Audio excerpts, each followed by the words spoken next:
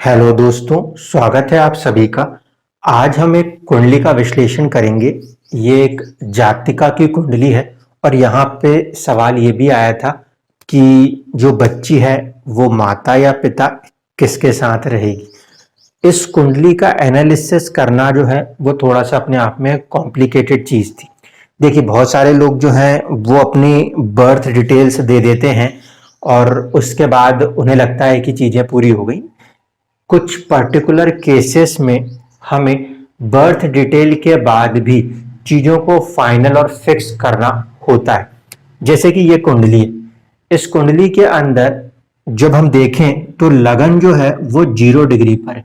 अगर कुछ भी आगे पीछे हो गया, यानी कि 3 मिनट भी आगे पीछे हो गए, तो ये जो कुंडली 2 नंबर से बन रही है, ये कुंडली 1 नंबर से बन जाएगी।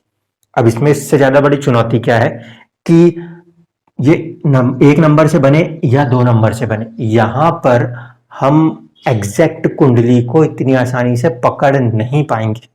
ठीक है, इनके लाइफ की एक इवेंट बता दी गई, इस कारण से हम इसको पकड़ पा रहे हैं। ठीक है, कारण समझो आप। ये जो नक्षत्र है कृतिका नक्षत्र, इसके स्वामी होते हैं सूर्य। ठीक है, और ये जो नक्षत्र है ये इसमें भी आता है और इसका कुछ हिस्सा 1 नंबर की राशि में भी आता है। इस कारण से अगर मैं ये बोलता भी हूं कि जातिका जो है उनमें एक फैक्टर होगा गुस्से का फैक्टर, तो वो तब भी मुमकिन है जब ये 2 नंबर की कुंडली हो और तब भी मुमकिन है जब ये 1 नंबर की कुंडली हो। लेकिन यहाँ पे ये पता है कि जो उनकी मदर है उनकी तबीयत थोड़ी सी खराब रहती है, इस कारण से हम इस पर्टिकुलर सिचुएशन में फिक्स कर पाए थे कि ये लगन 2 ही नंबर होगा। इसलिए जब कभी भी आप लोग कभी अपनी बर्थ डिटेल्स देते हो तो एक बार मेरे से बात जरूर कर लिया करो।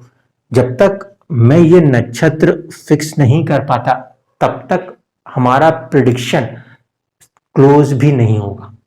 क्लोज क्यों नहीं होगा? क्योंकि राशियों के आधार पे आप हमेशा समझते हो कि लोगों ने बोला ये 2 नंबर लिखा है, उठा लिए ये राशि और बता दी। ऐसा नहीं है, जो कुछ करेगा वो ये करेगा। आपके सोचने का ढंग तो वहीं से पता चलता है। इस कारण से चलिए अब आज की चर्चा को शुरू करते हैं। एक नया चार्ट यहाँ पे आएगा, द्वादशांश D12, उसमें भी चलेंगे। पहले लगन कुंडली को समझते हैं। सवाल बिल्कुल क्लियर था। एक तो ये कि बच्ची का फ्यूचर कैसे देखते हैं और दूसरा पेरेंट्स के साथ उनका साथ संबंध। तो देखिए, लगन कुंडली जो है, जो मैंने इसमें काले रंग से लिखा हुआ है, वो लगन कुंडली है। लगन कुंडली के अंदर जब हम देखेंगे तो लगन 0 डिग्री आएगा। ये वृषभ राशि है, 2 नंबर की राशि। इसमें नक्षत्र कृतिका आया, सूर्यदेव का नक्षत्र है। ये काफी हॉट टेम्पर्ड नक्षत्रों में से एक माना जाता है। ठीक है, इस कारण से मैंने ये बात यहाँ पे कही कि बहुत ही ज्यादा जिद करना या हर चीज पे अपनी अथॉरिटी दिखाना, ये वाला कार्य जो है यहाँ पे सूर्य करने में सक्षम है। इस लगन कुंडली में सबसे ज्यादा बलवान यदि कोई ग्रह है तो वो शनि है। शनि क्योंकि बलवान है तो जिंदगियों में थोड़ी सी चुनौतियां, थोड़ी सी परेशानियां और कुछ हद तक चीजें देरी से होना, ये 3 चीजें इसमें होंगी। लेकिन शनि इस 2 नंबर के लगन के लिए भाग्य भाव का भी और कर्म भाव का भी स्वामी है और वो बलवान है, इस कारण से अच्छा भी माना जाएगा। ठीक है, शनि बलवान है इसलिए अच्छा भी माना जाएगा। हम ये कहेंगे कि फादर के साथ साथ जो है वो अच्छा है, लंबे समय तक होगा, ये कहा जा सकता है। लेकिन शनि क्योंकि बैठे तो उच्च राशिस्थ है, बैठे हैं वो छठे भाव में, संघर्ष के भाव में, इस कारण से कहीं ना कहीं जातिका की जिंदगी में कोई ना कोई संघर्ष जरूर रहेगा। छठे भाव में शनि बैठे तो अच्छा है, वो काफी हद तक चीजों को कंट्रोल करने का प्रयास करते हैं, तो कुंडली में उस बात को लेके घबराने की जरूरत नहीं है। ठीक है, अब बात करूं कि हेल्थ कैसी रहेगी, तो यहाँ के जो लॉर्ड हैं वो हैं वीनस, और वीनस खुद अपनी ही राशि को देख रहे हैं, इसलिए उसमें कोई दिक्कत नहीं आएगी। ठीक है, पार्टनरशिप्स में जाके थोड़ी सी चुनौतियां हो सकती हैं, मैरिज में आगे जाके थोड़ी सी चुनौतियां हो सकती हैं। कारण ये कि छठे भाव का स्वामी सप्तम में आके बैठ गया है, इस कारण से कुछ चुनौतियां दे सकता है। ठीक है, उसमें भी आपको नेगेटिव होने की जरूरत नहीं पड़ेगी। ओवरऑल बात करूं तो हेल्थ के लिए चीजें ठीक है। ठीक है, यहाँ पे शुक्र का बैठना हेल्थ को अच्छा रखेगा। गुरु जो है वो सेकंड हाउस में बैठे हैं। इस लगन कुंडली में गुरु जो है वो अष्टम भाव के स्वामी हैं। ठीक है, और साथ साथ लाभ भाव के भी स्वामी हैं। जब अष्टम का स्वामी सेकंड हाउस में जाके बैठा है तो अचानक से धन की वृद्धि तो करेंगे, लेकिन फैमिली के अंदर एक अनसर्टिनिटी भी मेंटेन कर देंगे। 8th हाउस का लॉर्ड जहां जाता है वो इंसान को वहां से उस तरीके से ट्रांसफॉर्म करने का प्रयास करता है। तो यहाँ पे डाइवोर्स जैसी सिचुएशन को क्रिएट करके कहीं ना कहीं वो उस बच्ची के मनोस्थिति पर उसमें एक नए बदलाव, ट्रांसफॉर्मेशन को ये गुरु इंगित करते हैं। इसके बाद हम ध्यान से देखें तो मेन कंसर्न जो है वो ये मंगल है, क्योंकि जो मदर है उनकी हेल्थ को आपने जैसे बताया कि एक तो किडनी का प्रॉब्लम और दूसरा एक ब्रेस्ट कैंसर का था। तो ब्रेस्ट कैंसर तो आज के ज़माने में कुछ हद तक कंट्रोल हो जाता है, बट किडनी की प्रॉब्लम अपने आप में एक नेचुरल और लॉन्ग टर्म की प्रॉब्लम है। अब आप देखो इस कुंडली में यहाँ पे जो कि माता का भाव होता है चतुर्थ भाव, उसके अंदर एक ग्रह आके बैठा है। ग्रह है मंगल। मंगल सूर्य का मित्र होता है, तात्कालिक रूप से भी वो मित्र है, इसलिए यहाँ पे ये परम मित्र है। ये अपने आप में इनको डिस्टर्ब नहीं कर रहा, लेकिन मंगल इस कुंडली में लॉर्डशिप रखता है एक तो 7th हाउस की और 12वें घर की। 12वां घर जो है वो कहीं ना कहीं परेशानियों को दिखाता है, इसीलिए मंगल में परेशान करने की एक क्षमता नेचुरली है, being a Lord of 12th house. और देख लीजिए वहां पे केतु भी बैठे हुए हैं। कुंडली में जिस भाव में केतु बैठे उसके राशि स्वामी में केतु का तत्व भी आता है। इस कारण से ये मंगल जो है ये अपनी मदर से सेपरेट करने की क्षमता रखता है। अभी इनके ऊपर चंद्रमा की दशा है 2026 तक, उसके बाद जो है मंगल की दशा आएगी। उस समय में इनके मदर को अपने हेल्थ पे ज्यादा फोकस रखना चाहिए, क्योंकि जो आपने मेडिकल प्रॉब्लम्स बताई हैं उसमें अगर कोई लॉस होता है तो वो पीरियड बहुत ज्यादा हद तक मंगल की महादशा में संभावनाएं बनती हैं। कुंडली में ऊपर से देखने में ऐसा नजर आता है। अभी हम अंदर चलते हैं। यहाँ तक की चीजें हम समझ चुके हैं कि मदर के साथ थोड़ी सी चुनौतियां आ सकती हैं। अभी भले चंद्रमा की दशा है वहां तक ना आए, लेकिन मंगल की दशा में आने की संभावना बहुत बढ़ जाएगी। सूर्य जो है वो इनके सोचने का ढंग है, और वो कहीं ना कहीं बैठे हैं किसकी राशि में, बुध की राशि में। बुध की राशि में सूर्य अच्छे माने जाएंगे क्योंकि वहां पे वो चीजें न्यूट्रल है, लेकिन सूर्य पंचम में बैठे हैं तो बुद्धि को तो तेज करेंगे।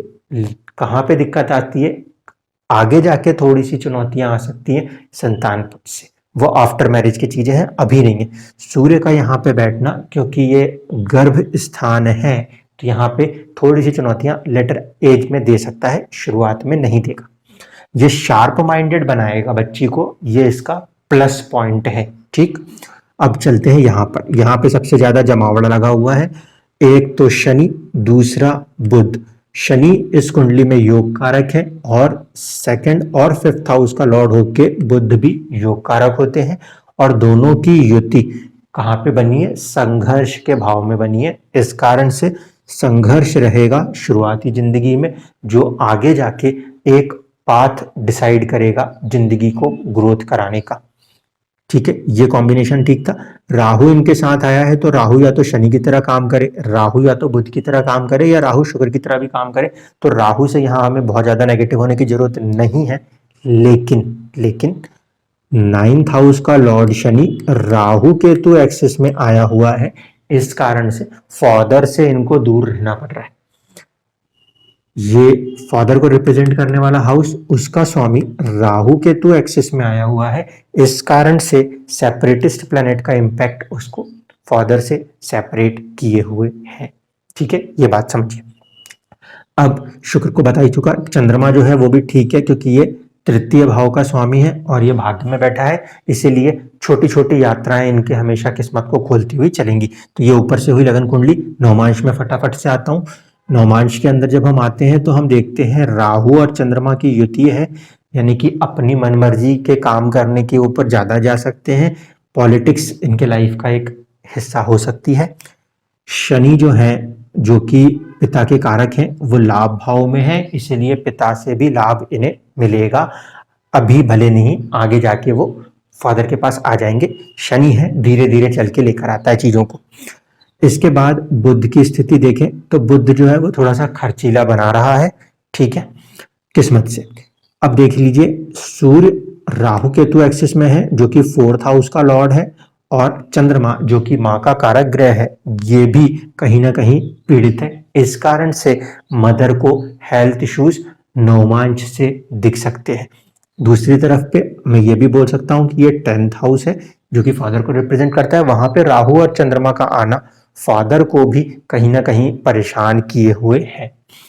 शुक्र जो है वो किस्मत में 6th हाउस से जुड़ा है, तो थोड़ा सा उनको हेल्थ को केयर रहना चाहिए, ठीक है। यहां तक तो ये चीज हुई। लगन जो आ रहा है नवमांश का, वो किस्मत के भाव से जुड़ रहा है, इसीलिए जन्म जो है वो एक बड़ी अच्छी किस्मत को बनाने के लिए हुआ है। और आप समझ जाओ इस बात को, जब किसी इंसान को बड़ा बनना होता है ना, तो उसकी शुरुआती जिंदगी संघर्ष से निकलती, वरना हर इंसान एक जैसा होता।